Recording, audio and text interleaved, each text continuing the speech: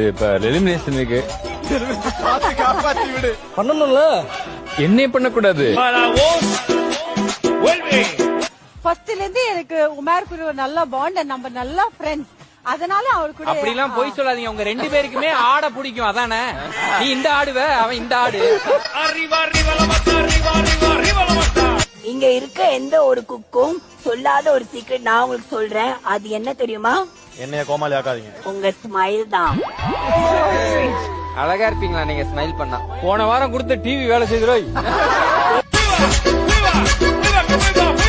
மாடு கிட்ட போயிட்டு வந்து உடனே பால் கறக்க கூடாது. அது என்ன ஒரு கண்டிஷன் இருக்குன்னு பாக்கணும். ஒரு 4 வாட்டி தடவி கொடுக்கணும். தடவி கொடுத்து அது வந்து ஒரு செட்டில் ஆன பின்னாடி தான் மடியில வந்து இப்ப வெளியில எங்க கூல் ட்ரிங்க்ஸ் குடி கூட்டு போலாமா? இதுதானே தூக்கிட்டு வர முடியாத மாதிரி தூக்கிட்டு வந்த.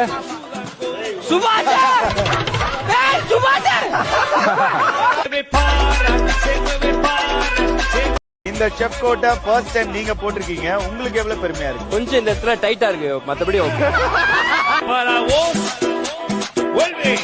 அப்ப ராஜு உங்க குக்கிங் மாதிரியே இருக்குன்றீங்களா? நான்சென்ஸ் மாதிரி பேசுறீங்க. தொடர்ந்து 2 வாரமா தோத்துட்டு இருக்க ரெட் டீம் அண்ட் ஜெயிச்சிட்டு இருக்க ப்ளூ டீமோட வாழ்க்கை எப்படி மாற போகுதுன்றது இந்த பேரிங்ல தான் இருக்கு. இங்க நாங்க தோத்தது ஓகே, அதுக்காக நாங்க என்ன செத்து ஆவியாவா ஆயிட்டோம்? என்ன பேசினாலும் மதிக்க மாட்டேன். கேக்குதா இல்லையா?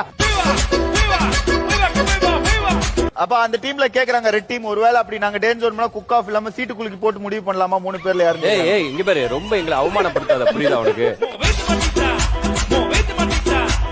எனக்கு எப்படி இருக்கு தெரியுமா? இன்னைக்கு நான் எலிமினேட் ஆனா கூட பரவாயில்ல. அட்வான்டேஜ் பண்ண போறேன். சொல்லியாச்சு, டப்புன்னு எலிமினேட் பண்ணி அனுப்பி விடுங்க. போவா.